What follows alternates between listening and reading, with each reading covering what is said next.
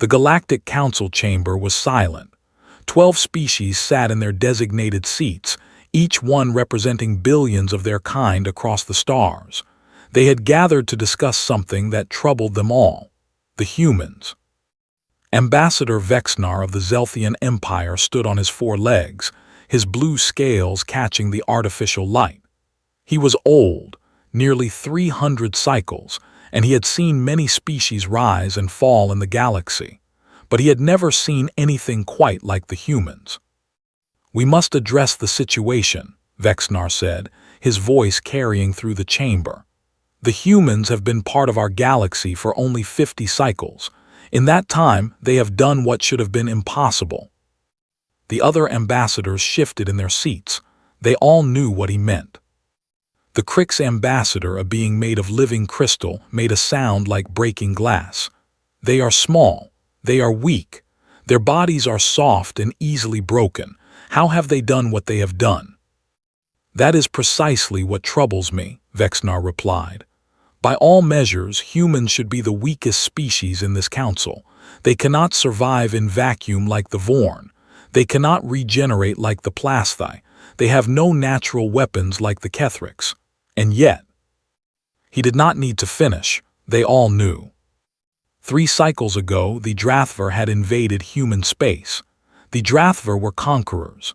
They had destroyed dozens of species before. Their ships were faster, their weapons stronger, and their warriors feared nothing. Everyone expected the humans to fall within a single cycle. The war lasted 2 cycles. The humans won. No one could explain how. Ambassador Chen Wei stood from her seat. She was small compared to most beings in the room. Her hair was gray and lines marked her face, but her eyes were sharp and clear. "You speak of us as if we are not here," she said. Her voice was calm but firm. "If you have questions, you may ask them directly." Vexnar turned his long neck toward her. "Very well, Ambassador Chen, tell us. How did your species defeat the Drathver? Your ships were slower, your weapons weaker, your soldiers fewer. By all logic, you should have lost." Chen Wei smiled. It was a strange expression that many species found unsettling. It showed teeth. "We were determined not to lose," she said simply. The chamber erupted in confusion. The Krix ambassador's crystals rattled. The Vorn representative, a cloud of sentient gas contained in a sphere, pulsed with colors that indicated frustration. "Determination is not a weapon," the Vorn said through its translator. "Determination is merely a state of mind. It cannot break shields. It cannot pierce armor. It cannot destroy ships." "Can it not?" Chen Wei asked. She pressed a button on her console. A holographic image appeared in the center of the chamber. It showed a human ship, small and damaged, floating in space. Surrounding it were 12 Drathver warships, each one many times larger. "This is the Battle of Kepler's Stand," Chen Wei said. "The human ship you see is the Resolute. It had a crew of 43. They were cut off from retreat, surrounded by superior forces. Their shields were failing. Their weapons were nearly depleted. They had been fighting for 16 hours without rest." The ambassadors watched as the image began to move. "By all logic," Chen Wei continued, "they should have surrendered or died. Those were the only reasonable options." The Resolute moved forward, not away from the enemy but toward them. "But humans are not always reasonable," Chen Wei said. The small ship dove into the formation of Drathver vessels. It weaved between them, firing what remained of its weapons at their engines, their sensors, their communication arrays. The Drathver ships began firing at each other as they tried to hit the human vessel darting among them. "They fought for another 6 hours," Chen Wei said. "When their weapons were empty, they used their ship as a ram. When their engines failed, they launched boarding parties. 43 humans armed with hand weapons took control of a Drathver battleship." The image froze on the scene of the captured vessel. "But why?" the Krix asked. "Why would they not surrender? The Drathver offered surrender terms. Your people would have been taken as prisoners, but they would have lived." Chen Wei's expression changed. It was harder now. Because the Drathver were heading toward Kepler Colony, 12,000 human civilians, children, families. The crew of the Resolute knew that if those ships reached the colony, everyone would die. So they sacrificed themselves, Vexnar said slowly. This is not unknown. Many species will sacrifice themselves for their young. No, Chen Wei said. They did not sacrifice themselves. 27 of them survived. They refused to die. They refused to lose. They simply decided that they would win, and then they made it happen. The chamber was silent again. That is impossible, the Vorn said finally.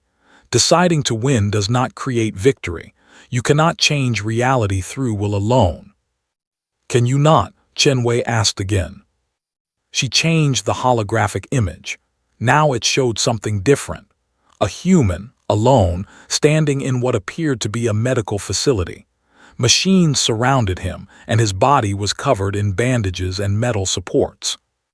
This is Captain James Okonkwo, Chen Wei said. He was the commander of the Resolute. During the battle, his spine was broken. His legs were crushed. His left arm was destroyed. The doctors said he would never walk again. They said he would need machines to breathe for the rest of his life. The image changed to show the same man, but different. He stood on two legs, both clearly artificial. One arm gleamed with metal, but he stood tall, and he wore a military uniform covered in metals. 6 months later, he led the assault on the Drathver homeworld, Chen Wei said. He did this while learning to use his new legs. He did this while his body was still healing. He did this because he was determined to finish what he started. How? The Crix asked, and there was something new in its voice, something like fear. Because humans have something that no other species in this galaxy seems to possess, Chen Wei said. We can take our determination and forge it into a weapon. When we decide that something must be done, we change ourselves, our tools, and our reality until that thing is accomplished. Vexnar leaned forward. His scales had darkened, a sign of deep thought among his kind. You speak of determination as if it were a physical force, as if it were something that could be measured and wielded. Because to us it is, Chen Wei said. We have a saying on Earth, where there is a will, there is a way. When a human truly decides to do something, they do not stop until it is done. They do not accept failure as an option. They bend the universe until it gives them what they need. That is not natural, the Vorn said. That is not how physics works. Chen Wei smiled again. Physics told us we could not fly, we built planes. Physics told us we could not reach space, we built rockets. Physics told us we could not survive on other worlds. We built habitats and changed our own bodies. Physics is not a wall to humans, it is a challenge. The ambassadors exchanged glances. They had known humans were strange. They had known humans were dangerous, but they were only now beginning to understand why. So when you face a threat, Vexnar said slowly, you do not calculate your chances of victory. You do not weigh the costs and benefits. You simply decide that you will win, and then you make it so. When necessary, Chen Wei said, we are not fools, we prefer peace. We prefer diplomacy. We prefer solutions that do not require sacrifice. But when we are pushed to the wall, when there is no other option, we become something different. We become unstoppable. Is this something your species can teach? The Crix asked. Can others learn this determination? Chen Wei was quiet for a moment. I do not know, she admitted. For humans, it is not something we learn, it is something we are. Every human from the moment of birth carries this fire inside them. Some never need to use it, but when the moment comes, it is there, waiting. The chamber fell silent once more, and for the first time, the other species of the galaxy began to truly understand what they had welcomed among them. Commander Zara Mitchell stood on the bridge of the human carrier Indomitable and watched the stars through the viewport.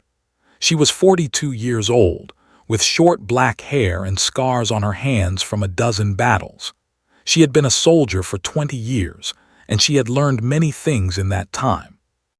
The most important thing she had learned was that the universe did not care about plans. "Commander," her first officer said, "we have received confirmation. The swarm has crossed into the neutral zone. They will reach the Zelthian border in 18 hours. Zara nodded. The swarm. Even the name sent chills down the spines of most species. They were not a civilization. They were not an army. They were a force of nature, a cloud of billions of creatures that moved through space, consuming everything in their path. The Zelthians had asked for help.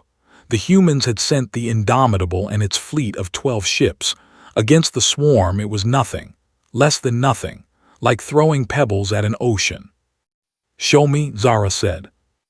The main screen lit up with tactical data. The swarm appeared as a vast red mass spreading across several light years. It moved slowly, but it never stopped. It never slept. It simply advanced, and everything in its path was devoured. "Their numbers are estimated at 17 billion individuals," the first officer said. "Each one is capable of surviving in vacuum, propelling itself through space, and consuming organic matter at an alarming rate. They have destroyed 14 species in the last 1,000 years. And we're supposed to stop them," someone muttered from across the bridge. Zara turned. It was young Lieutenant Park, fresh from the academy. His face was pale. "No," Zara said firmly, "we're going to stop them." "Commander, with respect. How? We have 12 ships, 12, they have billions." Zara walked across the bridge until she stood in front of Park. She was not tall, but her presence seemed to fill the space.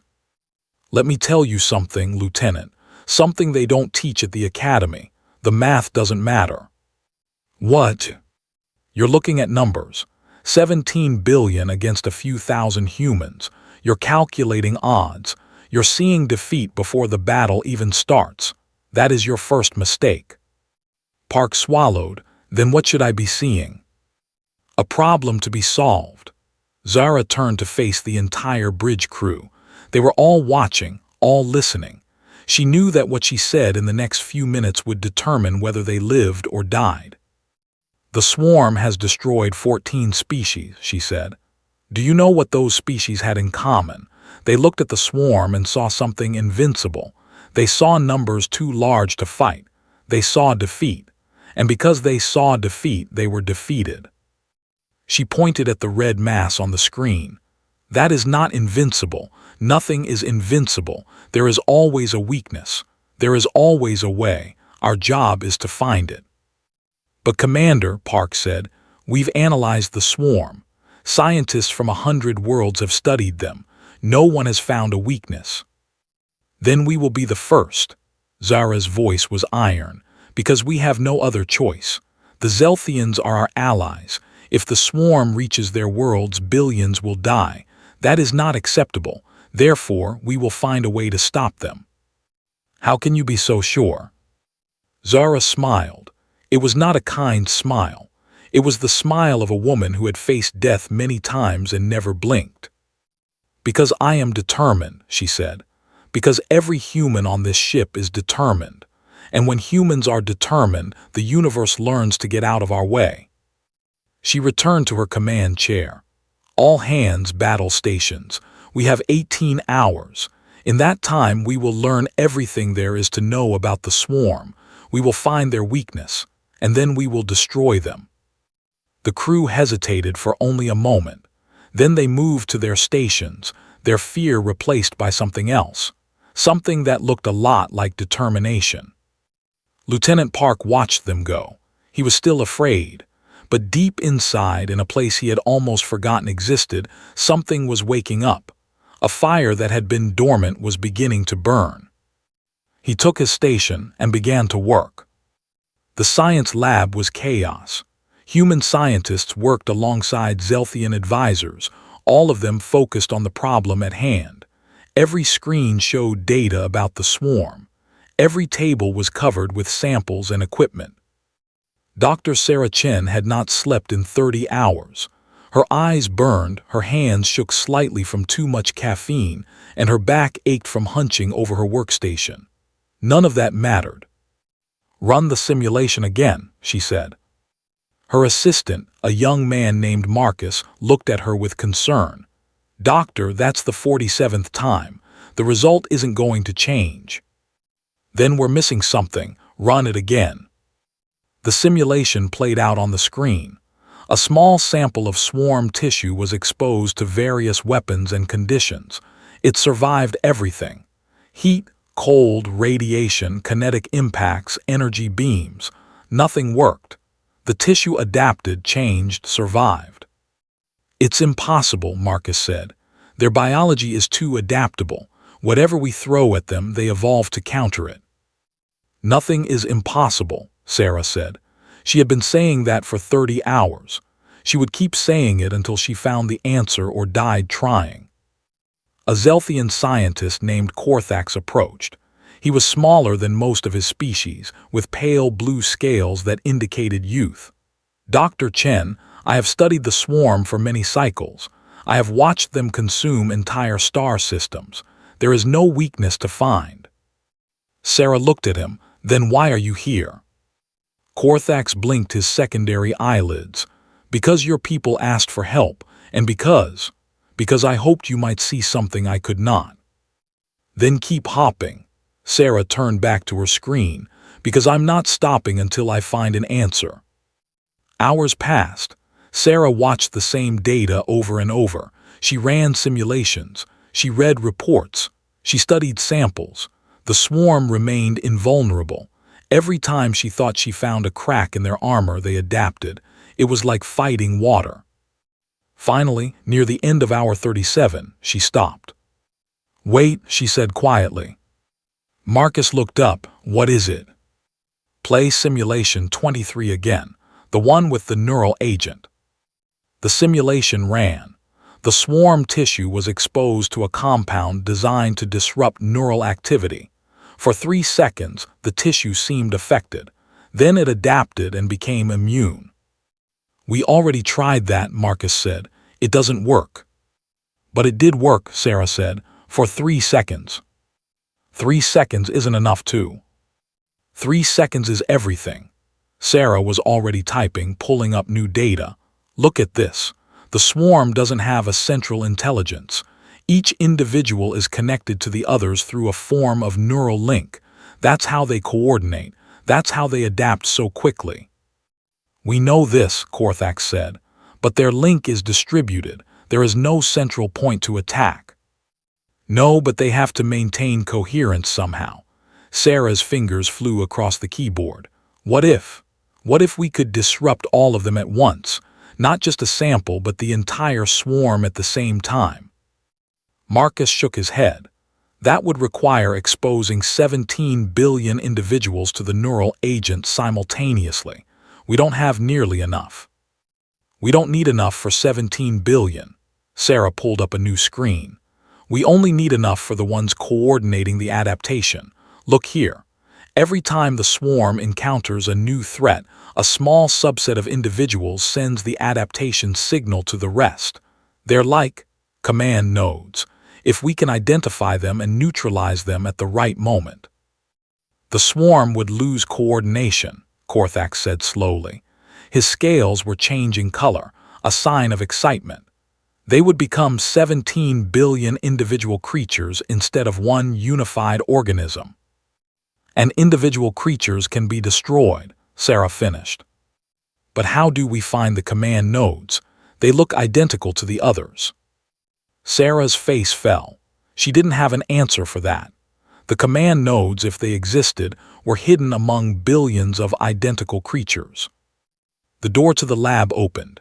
Commander Mitchell walked in. Her uniform was crisp, but her eyes showed the same exhaustion that everyone felt. "Report," she said. Sarah explained what she had found, the potential weakness, the problem with identifying the command nodes. Mitchell listened without interrupting. When Sarah finished, the commander was quiet for a long moment. "How many command nodes are there?" she finally asked. "Based on my calculations, maybe a few thousand at most." "A few thousand needles in a haystack of 17 billion. Mitchell nodded slowly. Then we need to force the needles to reveal themselves. How? Mitchell's eyes had a distant look. By giving the swarm something it's never encountered before, something it needs to adapt to immediately, something so strange that the command nodes will have to work harder than ever before. What could possibly be strange enough to? Humans, Mitchell said, we bored them. The lab went silent. Commander, Korthak said carefully, the swarm exists in space. They have no ships to board. I know, we're not boarding ships. Mitchell's smile was back, that dangerous smile. We're boarding the swarm itself. We're going to put humans directly into that mass of creatures, armed with the neural agent.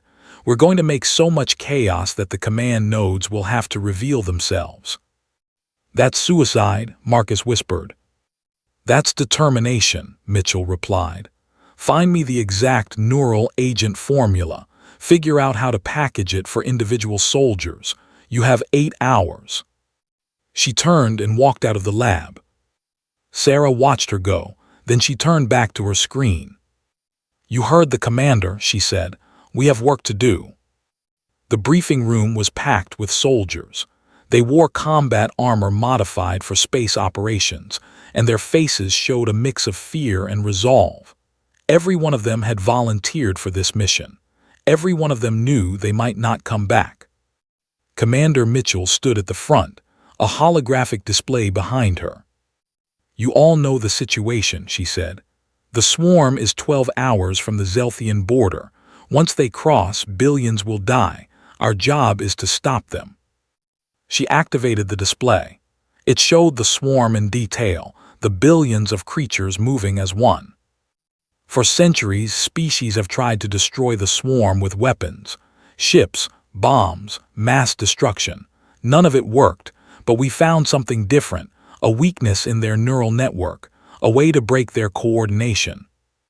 She pointed to small highlighted areas within the mass. These are the command nodes.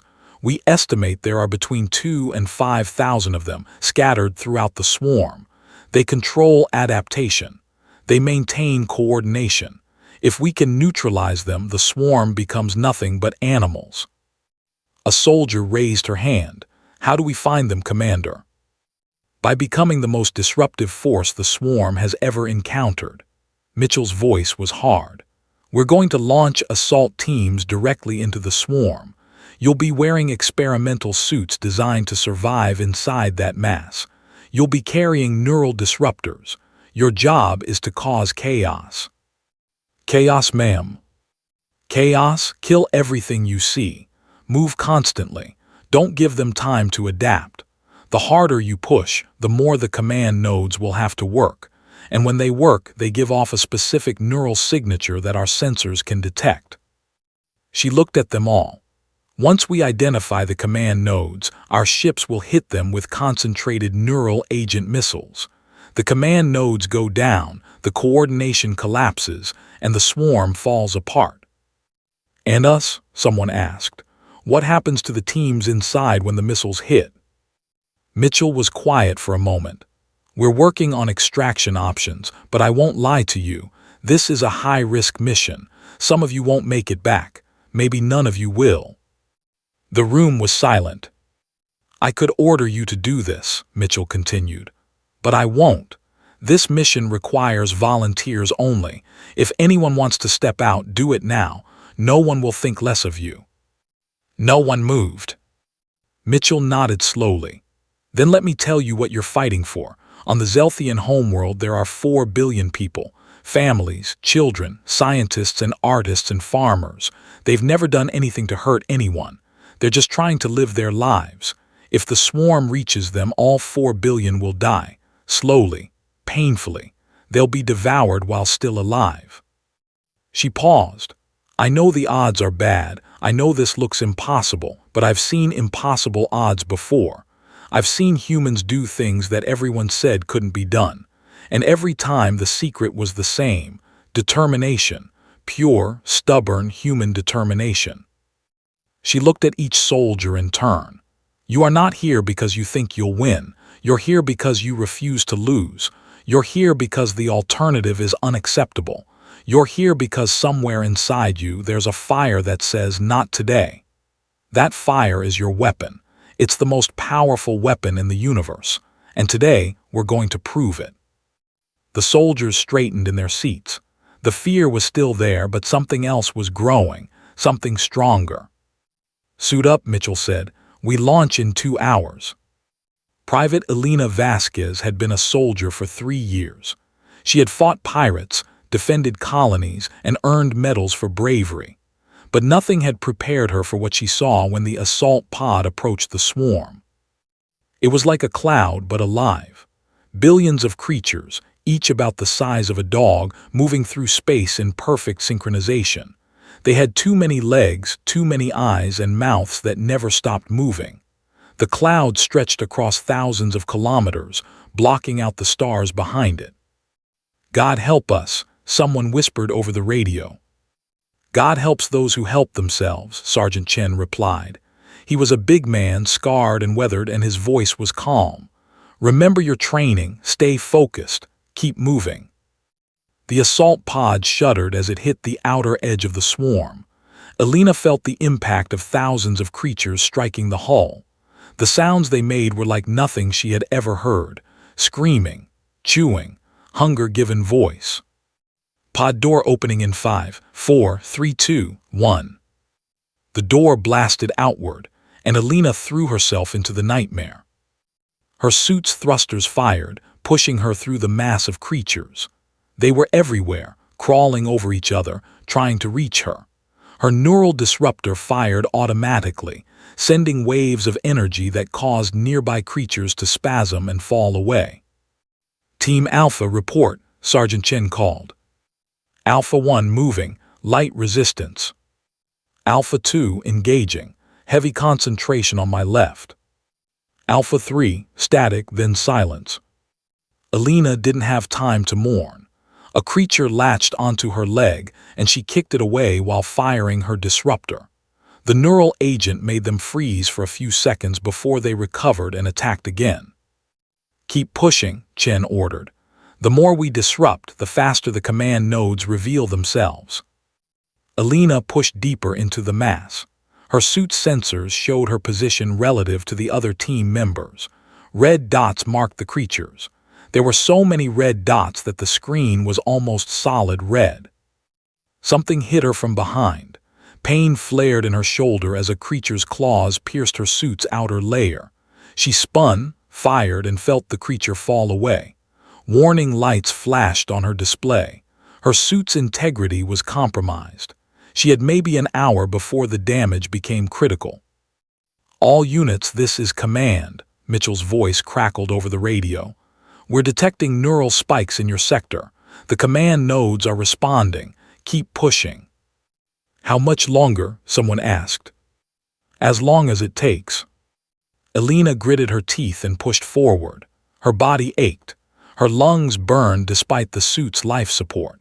The creatures never stopped coming, wave after wave of hungry, mindless things. But she didn't stop. She couldn't stop.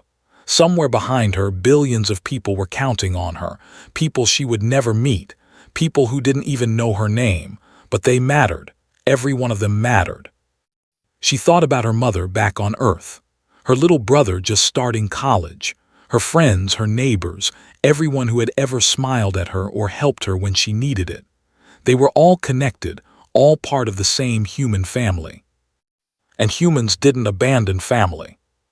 Command, Alpha 7 here, Elena said. I'm detecting something strange ahead. There's a concentration of creatures that aren't moving like the others. Describe what you see. They're still, like they're waiting, and there's a glow around them, faint but visible. Alpha 7 hold position. All units converge on Alpha 7's location. We may have found a command node cluster. Elena held her ground. The creatures continued to attack, but she had found a rhythm now. Fire, move, fire, move. Her disruptor was running low on power, but she had switched to her physical weapons. A blade in one hand, a pistol in the other. Old technology, but effective. The other soldiers began to arrive, fighting their way through the mass. There were fewer of them than when they started, much fewer. "I see it," Sergeant Chen said. "Alpha 7, good eye, that's definitely a command cluster. I count about 50 individuals." "Taking heavy fire," another soldier reported. "They're protecting those nodes." Then we hit them harder. The battle intensified. The creatures seemed to understand that their command nodes were threatened. They attacked with new fury, wave after wave throwing themselves at the human soldiers. Elena felt a claw slash across her arm. Another creature bit into her leg. She was bleeding, she knew, but she couldn't stop. Not now, not when they were so close. "Command, this is Alpha Team," Chen called. "We have visual confirmation of a command cluster, requesting missiles strike on my position." "Alpha Team, a strike on that position will." "I know what it will do. There's no time for extraction. Hit us now before we lose the target." Elena looked at Chen. His suit was torn. Blood floated from a dozen wounds, but his eyes were clear. "It's been an honor," he said. "The honor is mine, Sergeant." "Command, fire the missiles. Fire them now." There was a moment of silence. Then Mitchell's voice, steady despite everything. "Copy, Alpha Team, missiles away. May God receive you." Elena saw the missiles coming, bright points of light against the endless black. She had maybe 10 seconds. She used them to kill 3 more creatures. The missiles hit the command cluster with perfect precision. The neural agent exploded outward, passing through the creatures like a wave. The command nodes died instantly, their neural links severed. And across the swarm, chaos erupted. The coordination that had held 17 billion creatures together for thousands of years collapsed. Suddenly, they were not one organism. They were 17 billion individual animals, confused and frightened and alone. They turned on each other. On the bridge of the Indomitable, Mitchell watched the tactical display with tears streaming down her face. The swarm was tearing itself apart. Creatures that had worked in perfect harmony were now fighting each other, driven by primitive instincts that the command nodes had suppressed. "It's working," someone whispered. "All ships engage," Mitchell ordered. "Target the densest concentrations. Don't let them regroup." The human fleet moved forward, firing into the writhing mass of creatures. What had been an invincible force was now just chaos, billions of creatures dying by their own claws. It took 6 hours. 6 hours of bombardment, of careful targeting, of watching the swarm destroy itself. When it was over, nothing remained but debris and death. The Zelthian border was safe. 4 billion lives had been saved. Mitchell sat in her command chair, exhausted beyond words. Her people had done the impossible. They had defeated something that had destroyed civilizations. "Commander," her first officer said quietly, "Zelthian High Command is requesting communication." "Put them through." Ambassador Vexnar appeared on screen. His scales were pale and his eyes were wide. "Commander Mitchell," he said, I do not have words. You saved my people. Your soldiers gave their lives for beings they never met. I cannot comprehend such sacrifice." "They were human," Mitchell said simply. "It's what we do." "But how? How did they face certain death and not break?" Mitchell thought about the soldiers who had died inside the swarm. Elena Vasquez, Sergeant Chen, all the others whose names she would carry forever. "Because they were determined," she said. "Because they decided that your people would live and they made it happen. That's the human weapon, Ambassador. Not our ships, not our technology, our determination.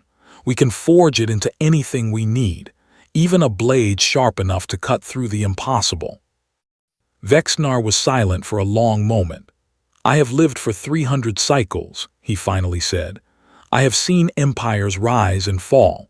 I have watched species conquer and be conquered, but I have never seen anything like humans." "And you never will again," Mitchell said, "because there is nothing else like us." She meant it as a statement of fact, not pride. Humans were unique, not better than other species, not worse, just different, driven by something that others could not understand. "We will honor your fallen," Vexnar said. "We will build monuments to them. We will teach our children their names." They would appreciate that. Mitchell paused. "But the best way to honor them is to live, to build, to make the galaxy better than it was before. That's what they died for." "Then we will do that," Vexnar promised, "in their memory." The communication ended. Mitchell sat alone on her bridge, surrounded by stars. Somewhere out there, Alina Vasquez and the others were at peace. They had finished what they started. They had proven once again that the human spirit could overcome anything. And in the halls of the Galactic Council, the other species began to understand what they had truly welcomed among them. Not warriors, not conquerors, something far more dangerous. Humans, the species that made weapons from determination. The species that never, ever gave up. 1 year later, the memorial was complete. It stood on Zelthia Prime in the central plaza of the capital city, a simple pillar of white stone, inscribed with names. 312 names, every human who had died to save a world that was not their own. Ambassador Chen Wei stood before the memorial, her gray hair stirring in the warm breeze. Around her, millions of Zelthians had gathered to witness the ceremony. Their scales caught the sunlight, creating a sea of blue and green that stretched to the horizon. "We gather today to remember," Chen Wei said, her voice carried by speakers throughout the plaza. "Not to celebrate victory, but to honor sacrifice. Not to boast of what humans can do, but to mourn what it costs." She looked at the names carved into the stone. She knew all of them. She had read their files, learned their stories. Alina Vasquez, who had wanted to be a teacher before she became a soldier. Sergeant Chen, who had a family waiting for him on Earth. So many others, each with dreams that would never be fulfilled. "In my culture," she continued, "we believe that when someone dies for another, a bond is formed that transcends death.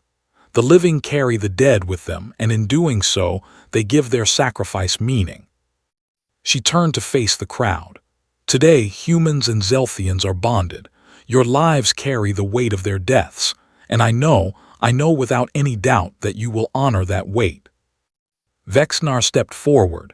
He moved slowly now, his age finally catching up with him, but his voice was strong. "When the humans first came to our galaxy," he said, "we wondered what they could offer. They were small. They were fragile. They had no natural weapons, no special abilities. We wondered why the universe had created such beings." He placed one of his 4 hands on the memorial. "Now I understand. The universe created humans to remind the rest of us what is possible, to show us that courage is not the absence of fear, but the determination to act despite it, to teach us that victory does not come from strength alone, but from the refusal to accept defeat." He looked at Chen Wei. "Humans are not like other species. You carry something inside you that we cannot name, a fire that never goes out, a light that shines brightest in the darkness. You call it determination, we call it something else." "What do you call it?" Chen Wei asked. Vexnar's scales rippled, a sign of deep emotion among his kind. "We call it hope."